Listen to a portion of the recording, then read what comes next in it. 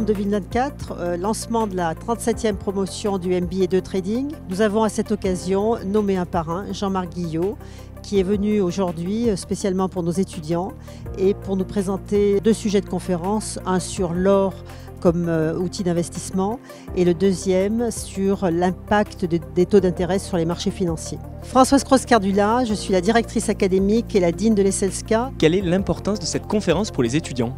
Alors cette conférence est très importante dans le sens où elle s'intègre dans le système d'ingénierie pédagogique. Dans ce système d'ingénierie pédagogique, nous prévoyons justement la rencontre avec des experts pour qu'ils puissent échanger, poser leurs questions et avoir des retours, on va dire, concrets de ce qui se passe sur le marché, notamment dans les institutions financières. Est-ce que vous pouvez nous donner les clés ou la clé pour qu'un programme dure autant de temps ?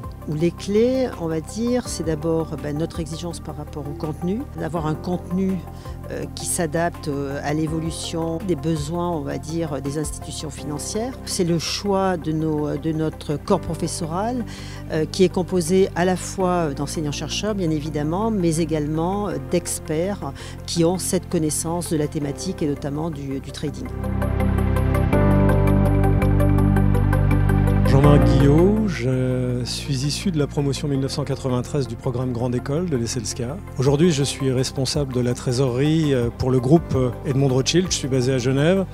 Et 93, ça nous ramène 31 ans plus tôt, donc j'ai occupé un certain nombre de rôles dans le domaine financier qui m'ont conduit à être à la fois responsable de banque privée, Chief Investment Officer, trader, enfin différents rôles auxquels peuvent mener les études qu'on fait à l'ESSELSCA. Vous avez accepté d'être le parrain de la promo.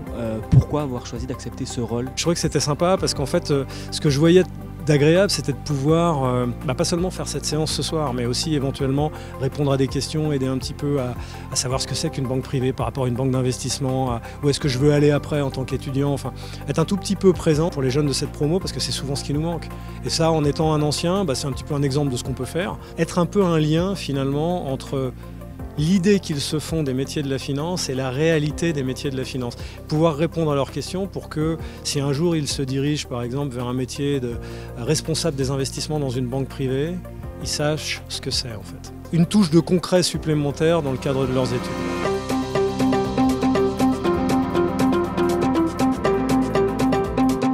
Quelles sont tes attentes justement pour cette année ? Alors pour cette année, j'aimerais bien développer plus de connaissances du coup dans l'aspect trading parce que je sors d'un bachelor du coup de finance, c'était pas forcément spécialisé. J'ai envie d'apprendre plus de choses dans le trading institutionnel et je pense que je suis au bon endroit pour ça. Pourquoi tu as choisi d'intégrer l'ESSELSCA Business School ?